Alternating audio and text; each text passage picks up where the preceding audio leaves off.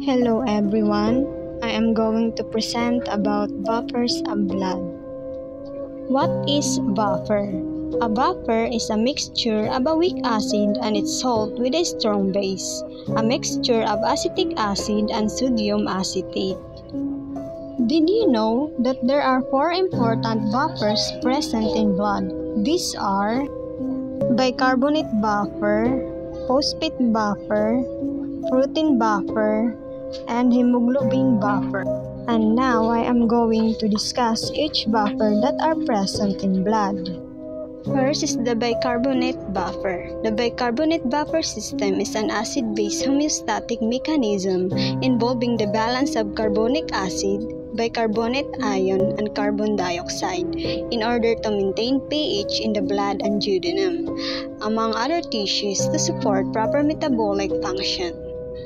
Catalyzed bicarbonic anhydrase, carbon dioxide reacts with water to form carbonic acid, which in turn rapidly dissociates to form a bicarbonate ion and a hydrogen ion as shown in the following reaction. This figure is an example of bicarbonate buffer.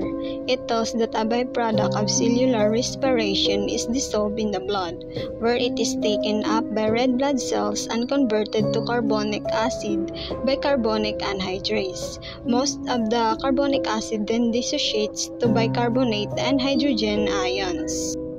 Second is the phosphate buffer. The phosphate buffer consists of dibasic phosphate and monobasic phosphate.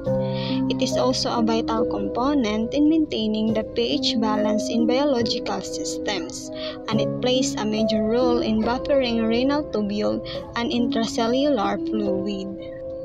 Phosphate is important in renal tubule because it is greatly concentrated there or due to the transport of maximum, and the pH isn't too far from pKa 6.8. Third is the protein buffer. The protein buffers are very important in the plasma and in the intracellular fluids, but their concentration is very low in CSF, lymph, and interstitial fluids. And they exist as anions, serving as conjugate bases at the blood pH of 7.4 and form conjugate acids accepting hydrogen ions. They have the capacity to buffer some H2CO3 in the blood. Proteins are made up of amino acids which contain positively charged amino groups and negatively charged carboxyl groups. The charged region of these molecules can bind hydrogen and hydroxyl ions and thus functions as buffers. And it responds to pH changes by accepting or releasing hydrogen ions. In this figure, it shows that if pH rises, carboxyl group of amino acid dissociates, acting as weak acid, releasing a hydrogen ion. If pH drops, carboxylate ion and amino group act as weak bases, accept hydrogen ions and form a carboxyl group and amino ion. And lastly is the hemoglobin buffer.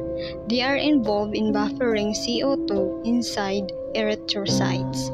The buffering capacity of hemoglobin depends on its oxygenation and deoxygenation, and it is the principal protein inside of red blood cells and accounts for 1/3 the mass of the cell.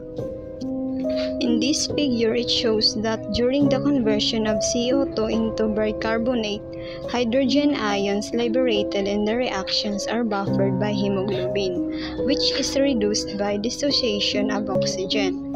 And this buffering helps maintain normal pH. The process is reversed in pulmonary capillaries to reform CO2, which then can diffuse into the air sacs to be exhaled into the atmosphere.